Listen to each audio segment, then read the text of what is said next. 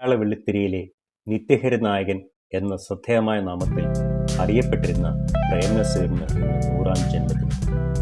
1951 യാഗസീമ എന്ന സിനിമയിൽ തുടക്കം കുറിച്ചെങ്കിലും 1952 പുറത്തിറങ്ങിയ മരുമകൾ എന്ന ചിത്രത്തിലൂടെയാണ് മലയാള ചലച്ചിത്ര നഭസിൽ ഒരു സാന്നിധ്യമായി മാറിയത്.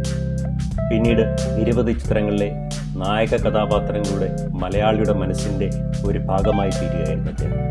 വിശപ്പിൻ്റെ വിളി, നിണമണിഞ്ഞ കാൽപ്പാടുകൾ, ഇരുട്ടിൻ്റെ ആത്മാവ്, ഉദ്യോഗസ്ഥ, നാടൻ പെണ്ണ്, ഭാര്യമാർ സൂക്ഷിക്കുക, തുലാഭാരം, കൊട്ടാരം വിൽക്കാനുണ്ട്, ഡേഞ്ചർ ബിസ്ക്കറ്റ്, നെല്ല്, പണിതീരാത്ത വീട്, പടയോട്ടം തുടങ്ങി എത്രയെത്ര സിനിമകൾ.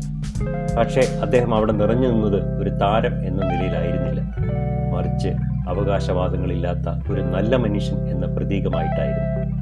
മൺമറഞ്ഞു പോയെങ്കിലും ആ അസുലഭ വ്യക്തിത്വത്തെ ഈ 100-ാം ജന്മദിനത്തിലും മനസ്സോട് ചേർത്ത് വെക്കട്ടെ. കാലമേറെ കഴിഞ്ഞാലും അദ്ദേഹം ഉണർത്തിവിട്ട അഭിനയ സൗന്ദര്യം പുളിമങ്ങാതെ നിലകൊള്ളുമെന്നതിൽ ഒരു സംശയവുമില്ല.